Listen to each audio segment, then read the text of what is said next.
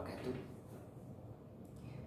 Selamat pagi, mungkin sore, mungkin siang untuk para mahasiswa sekalian yang saya banggakan. Mudah-mudahan suara saya bisa terdengar jelas. Kalau kurang jelas silakan pakai headset. Saya mengucapkan selamat datang di semester kedua dalam menempuh pendidikan di PGRI Pontianak, khususnya prodi BK. Saya di awal mengingatkan, silakan mulai sesuatu dengan berdoa menurut agama masing-masing. Oke, baik, apa kabar semuanya? Ya, harapannya mudah-mudahan Anda semua sehat, Anda semua baik-baik saja, ya. Yang lagi galau mudah-mudahan cepat sembuh galaunya. Kemudian yang lagi kurang sehat mudah-mudahan cepat sehat. Kemudian yang lagi mungkin ada utang mudah-mudahan cepat bisa dilunasi hutangnya.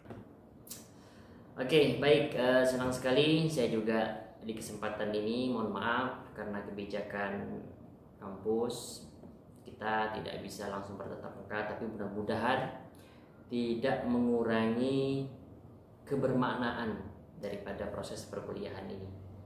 Ya, harapannya mudah-mudahan Anda baik-baik saja. Sebelumnya saya ingin menyapa dulu semuanya. Mudah-mudahan saya masih ingat nih dengan nama-namanya. Saya mau kemudian ada Rian Swedi, Semeang Bawang, kemudian ada Baik Pontianak, ya saya kira teman-teman sekalian cukup prestasi, mari si Mida ya, saya si Mida, baik berapa komik ya semuanya, sama kemudian untuk yang saya ingat bahasa ini dulu di depan itu ada yang di depan itu kemudian ada Suryati, kemudian ada Martini, kemudian ada Rita, kemudian ada oh ya saya tidak berikan semuanya, kemudian jadi ada Diki, ya ini yang sebelumnya. Saya berharap semuanya dalam keadaan sehat. Mudah-mudahan tidak ada yang kena virus. Sehat ya semuanya.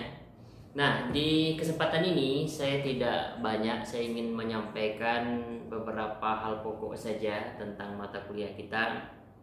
Nama mata kuliahnya adalah Bimbingan Konseling Pribadi dan Sosial, yaitu nama dari mata kuliah kita.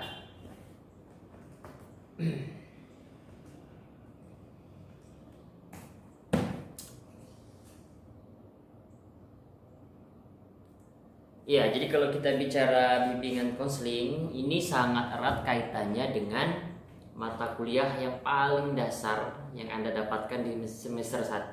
Mudah-mudahan nilainya bisa maksimal ya. Ini mata kuliah dasar-dasar BK. Ya, dosennya mungkin Pak Zaman biasanya ngajar, atau Bu Mega, mungkin Pak Zaman ya yang kemarin. Nah, di mata kuliah itu Anda pasti sudah belajar tentang bidang-bidang bimbingan dan konseling. Tentang apa? Bidang-bidang bimbingan dan konseling. Ada 4 bidangnya. Yang pertama ada bidang pribadi, bidang sosial, bidang karir, dan kemudian ada bidang belajar. Nah, di mata kuliah ini Anda akan lebih fokus. Nah, kalau di mata kuliah dasar BK itu umum, ada membahas pengertiannya. Tapi kalau di mata kuliah ini akan lebih spesifik kepada bimbingan pribadi dan bimbingan sosial. BK pribadi dan BK sosial digabung jadi namanya BK pribadi sosial. Jadi mohon diingatkan lagi mata kuliah semester yang lalu, khususnya dasar-dasar BK, karena itu merupakan fondasi awal supaya Anda bisa tidak terlalu kesulitan dalam menempuh mata kuliah di atasnya. Nah, sedikit saya sampaikan terkait mata kuliah ini, bahwasanya intinya mudah-mudahan Anda masih ingat pengertian dari BK, bimbingan dan konseling. Apa itu bimbingan, apa itu konseling, ya kurang lebih beginilah.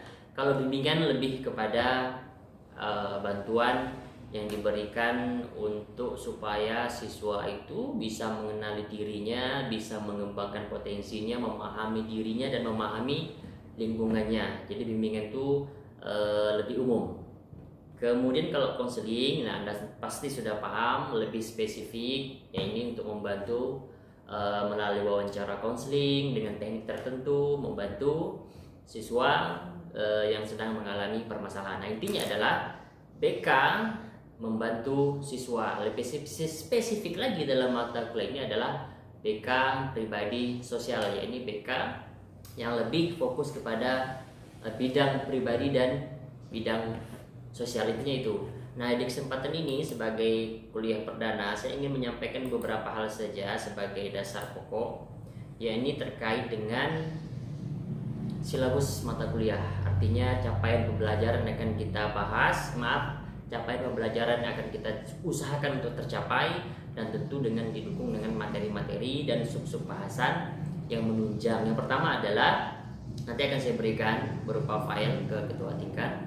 Yang pertama adalah diharapkan setelah mengikuti perkuliahan ini selama 1 semester, mahasiswa memahami konsep dasar BK pribadi sosial. Nah, konsep dasar itu ya biasanya berkaitan dengan pengertian, kemudian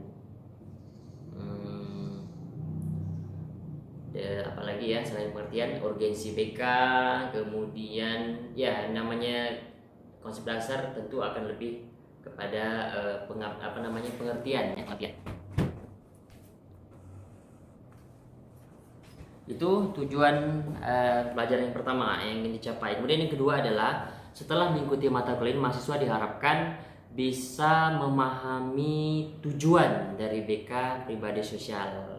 Tujuan bimbingan konseling aspek pribadi itu apa? Tujuan BK aspek sosial itu apa? Nanti akan dibahas secara mendalam. Kemudian diharapkan setelah mengikuti mata kuliah ini, mahasiswa diharapkan dapat memahami hubungan BK pribadi sosial dengan layanan BK lainnya. Ada berapa layanan BK? Ada 9 layanan BK, lagi-lagi berkaitan dengan mata kuliah dasar-dasar BK. Kemudian yang keempat, memahami masalah terkait BK pribadi sosial. Jadi harapannya setelah mengikuti mata kuliah ini, mahasiswa bisa memahami masalah terkait BK pribadi sosial. Kemudian materi kita selanjutnya diharapkan setelah mengikuti mata kuliah ini, mahasiswa diharapkan memahami aspek dalam pengembangan pribadi dan sosial. Isinya terkait dengan kepribadian, keluarga, sekolah, peer group. Peer group itu kelompok sebaya, itu peer group namanya. Misalnya Anda ini kan bergenggeng nih di kelas nih, biasanya si A kawannya si B si C, sana satu lagi gengnya, itu namanya peer group. Kemudian berikutnya diharapkan Anda mampu memahami strategi pengembangan BK pribadi sosial. Seperti apa nih strateginya? Ya, misalnya di dalamnya ada layanan dasar, layanan responsif, layanan perencanaan individual, termasuklah dukungan sistem. Nah, jadi kurang lebih itu poin-poin penting yang Anda harus paham. Bukan harus paham, maksudnya capaian pembelajaran yang mau kita capai setelah mengikuti perkuliahan ini selama 1 semester. Nah, begitu maksudnya. Nah, untuk lengkapnya, silabus lengkapnya akan saya berikan nanti bersamaan dengan link ini tentunya. Nah, harapannya mudah-mudahan tidak mengurangi kebermanfaatan mata kuliah kita. Kemudian ya harapannya juga teman-teman Anda semuanya bisa menonton kuliah perdana ini meskipun mungkin lewat YouTube. Ya, mudah-mudahan Anda semua bisa menyaksikan.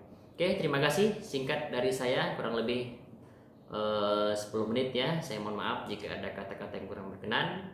Saya tutup. Assalamualaikum warahmatullahi wabarakatuh.